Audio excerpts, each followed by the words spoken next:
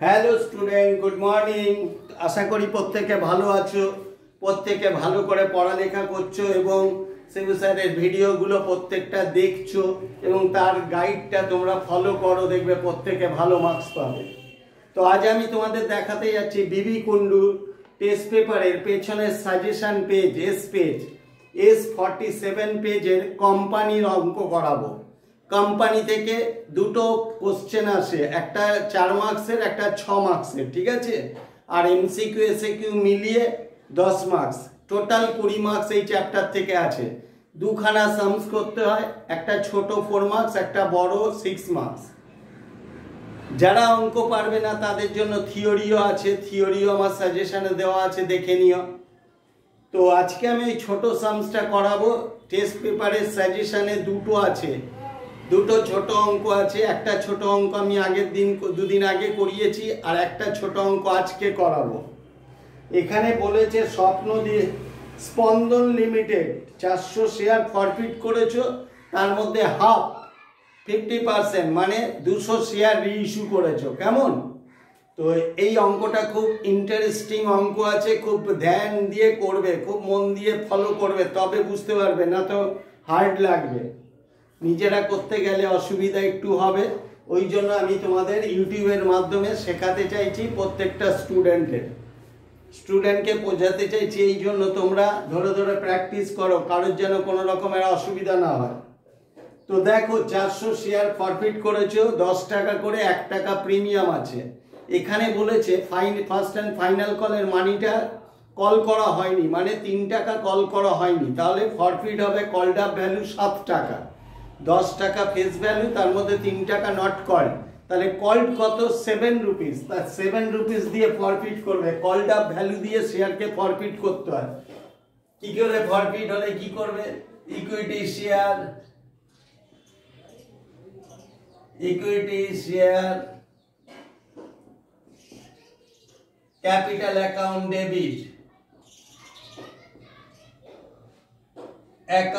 Debit 400 share 7 করে 2800, ঠিক আছে? আর তোমরা টাকাটাকে কিভাবে ভাগ করবে?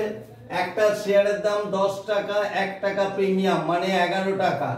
11 টাকার মধ্যে নট কলড আপ, এটাকে কল করা হয়নি, তাহলে কল করা হয়েছে এই 8 টাকা। 8 টাকার মধ্যে এই যে 4 টাকা, এর মধ্যে 1 টাকা প্রিমিয়াম আছে, প্রিমিয়াম বাদ দিলে হচ্ছে 7 টাকা, তাই এখানে 7 টাকা করে ফরফিট করবে, ঠিক আছে? আর যখন দেখবে অ্যালটমেন্টে প্রিমিয়াম ছিল, অ্যালটমেন্টে কল সিনেরিয়া হয়েছে, তখন তোমরা কি করবে? প্রিমিয়ামটাকেও ডেবিট করবে। প্রিমিয়ামের টাকা না পেলে তবেই প্রিমিয়ামের টাকাটা ফরফিচারে ডেবিট হবে। তো লেখো শেয়ার সিকিউরিটি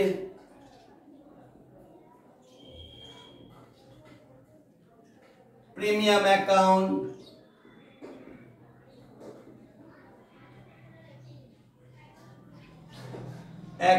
ডেবিট।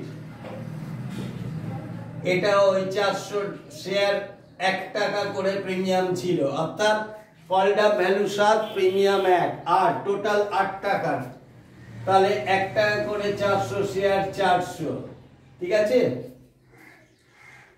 এবার লেখো কোথায়। এটা দুভাবে লেখা যায়, কল সিনেরিয়াও লিখতে পারো, বা যে কলে টাকা পাওনি তাদের নাম লিখতে পারো, কারণ বিকমে গেলে তাদের নাম লিখতে হয়, কল সিনেরিয়াটা চলে না, এইচএস এ চলে। তাই লিখবে to share allotment account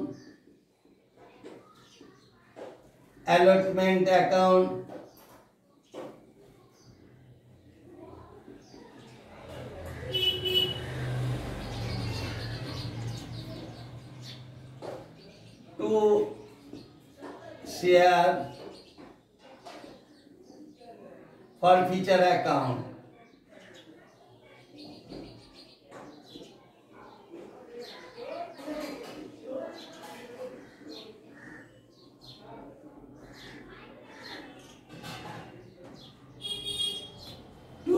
share allotment 4 টাকা করে পাওনি, তাহলে 400 শেয়ার 4 করে, তোমরা এই জায়গাগুলো একটু জুম করে নেবে।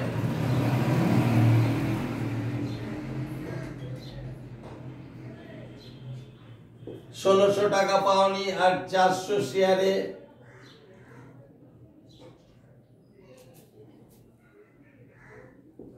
এই যে অ্যাপ্লিকেশনে 4 টাকা পেয়েছো, 3 টাকা চলে গেল প্রিমিয়াম নিয়ে, 4 3 7, 1 টাকা প্রিমিয়াম নিয়ে 8 হয়ে যাচ্ছে।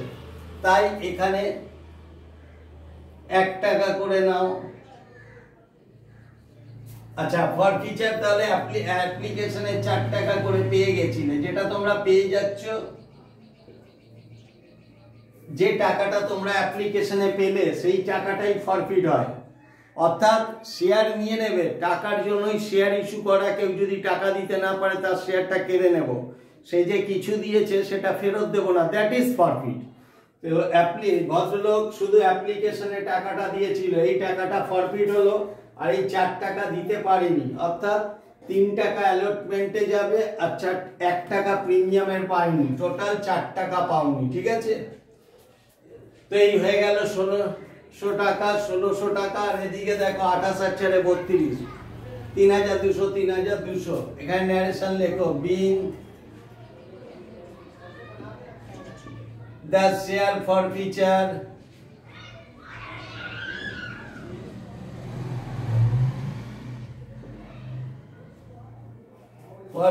being the share forfeiture on 400 shares at the rate of ₹7 per share as per board resolution লিখতেও পারো, নাও লিখতে পারো। ঠিক আছে, তাহলে দেখো প্রিমিয়ামটা যেহেতু পাওনি 1 টাকা, ওই জন্য 4 4 8 হলো। 4 অ্যাপ্লিকেশনে পেলে, 4 অ্যালটমেন্টে পাওনি ইনক্লুডিং প্রিমিয়াম, ওই জন্য যেটা প্রিমিয়ামে যে 1 টাকা করে 400 শেয়ার পাওনি, ওই জন্য এটা ডেবিট হয়েছে। বুঝতে পেরেছো? প্রিমিয়ামে যদি টাকাটা পেয়ে যেতে, ধরো ফাইনাল কলে প্রিমিয়াম বা ধরো অ্যাপ্লিকেশনে প্রিমিয়াম, তাহলে অ্যাপ্লিকেশনে প্রিমিয়াম হলে টাকাটা পেয়ে যেতে, তাহলে এখানে প্রিমিয়াম হতো না। কেমন? ওই 400 শেয়ারের প্রিমিয়াম পাওনি বলে প্রিমিয়ামটা ডেবিট হতো। এবার এসো এর মধ্যে 50%, এই যে 400 শেয়ার তার 50% মানে 200 শেয়ার রিইস্যু করবে 8 করে।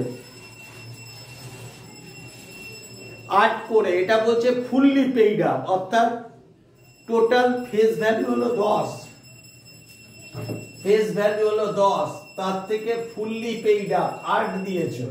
তো তোমরা কলড আপ ভ্যালু তো 7 ছিল, 8 এর মধ্যে এই যে ফাইনাল কলের এই 3 টাকা মাইনাস হয়ে যাবে, 3 টাকা মাইনাস হয়ে গিয়ে অর্থাৎ 7। ঠিক আছে, তো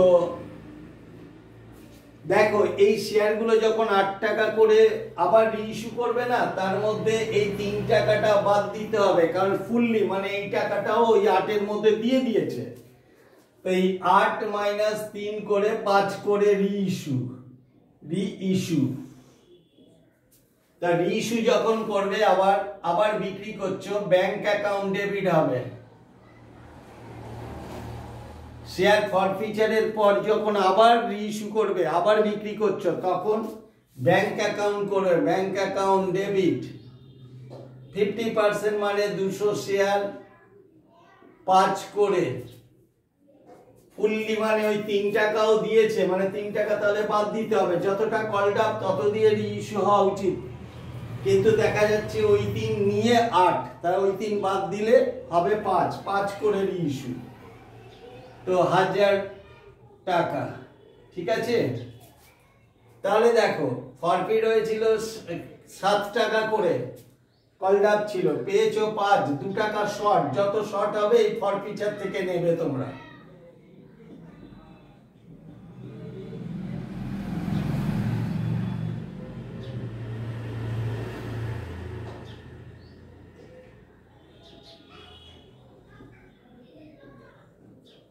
অ্যাকাউন্ট ডেবিট, ওই 200 শেয়ার 2 টাকা করে নেবে। 2 equity share capital account.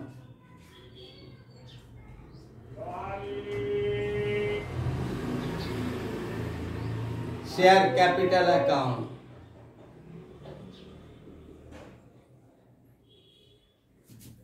Account এটা 200 ইন্টু 7, যত কল্ড আপ ভ্যালু 7 তত টাকা করে হবে 1400। ঠিক আছে, এবার ন্যারেশন দাও। Being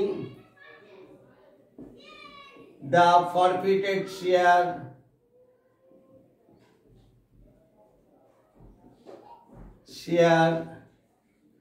are reissued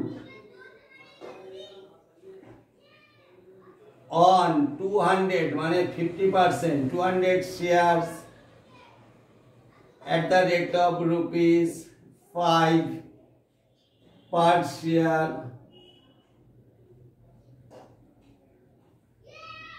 and the balance amount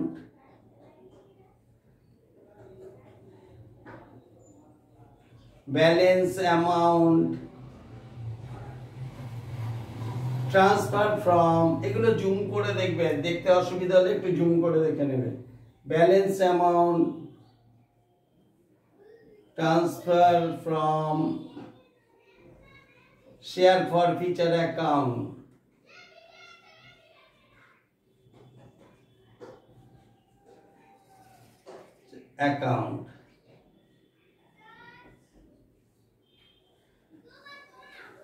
ঠিক আছে। তাহলে দেখো কিভাবে ফরফিট করলে, কিভাবে রিইস্যু করলে। এই জায়গাটা অনেকে ভুল করে ফেলতো, হয়তো সে 8 করে নিয়ে নিত, 8 করে নিয়ে 1 টাকা প্রিমিয়াম দেখিয়ে দিত, বেশি দামে শেয়ার বিক্রি করলে ওটা প্রিমিয়াম লিখতে হয়। তোমরা সবসময় দেখবে যত করে কল্ড আপ ভ্যালু হচ্ছে তত করেই ফরফিট। তার মধ্যে কি পেলাম, যেহেতু এখানে 8 পেয়েছিলাম, তার মধ্যে 3 টাকা ফুললি মানে ফাইনাল কলে 3 টাকা ছিল, ওটা বাদ দিয়ে দিলে, ফাইনাল কলে 3 টাকা বাদ দিয়ে যেটা 5 টাকা করে রিইস্যু হলো, তাহলে 7 থেকে 5 মানে 2 টাকা শর্ট ফরফিচার থেকে নিলে। কেমন, যা শর্ট পড়বে রিইস্যু ফরফিচার থেকে নেবে। আর যদি দেখো যে বেশি দামে শেয়ার ইস্যু হয়েছে তাহলে ওটা প্রিমিয়াম, ফরফিচারটা আসবে না, প্রিমিয়ামে এসে যাবে। কেমন, এক্সট্রা টাকাটা। এরপরে এসো ক্যাপিটাল রিজার্ভ। যত শেয়ার রিইস্যু করবে তার উপরে ক্যাপিটাল রিজার্ভ হবে, টাকাটা প্রফিটের টাকাটা ট্রান্সফার হবে। তো লেখো প্রফিটের টাকা যখন ট্রান্সফার হয় ক্যাপিটাল রিজার্ভে, কিভাবে করবে।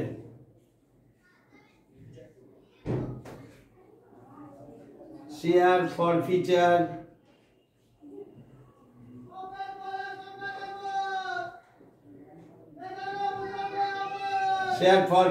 account debit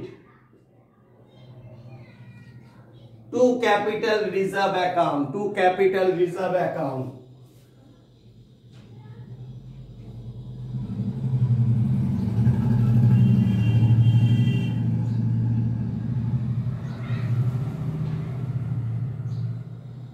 account. কত লিখবে, 200 শেয়ার, 4 টাকা করে ফরফিচার হয়েছিল, তার মধ্যে 2 টাকা এখানে চলে গেছে, এখানে 2 টাকা চলে গেছে, পড়ে রইল 2 টাকা। 200 দুগুণে 400 টাকা, 400। ঠিক আছে, বিং profit transfer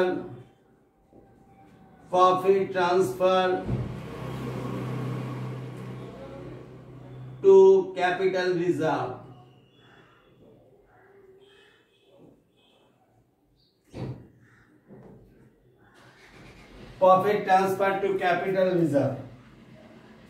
এবার জার্নালটা তোমরা যোগ করতেও পারো, নাও করতে পারো। কেমন, এটা টোটাল করেও দিতে পারো, করে দিলে দেখতে সুন্দর, হ্যাঁ, নাও করতে পারো, কম্পালসারি নয়। তাহলে আশা করি তোমাদের আমি অঙ্কটা ভালো করে বোঝাতে পেরেছি। তোমরা প্রত্যেকে বোঝো, বন্ধুদের বোঝাও, প্রত্যেকে বলো শিবু স্যারের ইউটিউব চ্যানেলটা ভালো করে ফলো কর, তাহলে উচ্চ মাধ্যমিক খুব সুন্দর একটা পরীক্ষা হবে, ভালো একটা কলেজ পাবে। আশা করি প্রত্যেকে ভিডিওগুলো পুরো দেখো, শেখো, প্র্যাকটিস করো এবং উচ্চ মাধ্যমিকে যাও। এবং আর জানুয়ারি আর ফেব্রুয়ারি 2 মাস তোমরা কষ্ট করো, লাইফ বদলে যেতে পারে। ঠিক আছে, thank you all the student, all the best.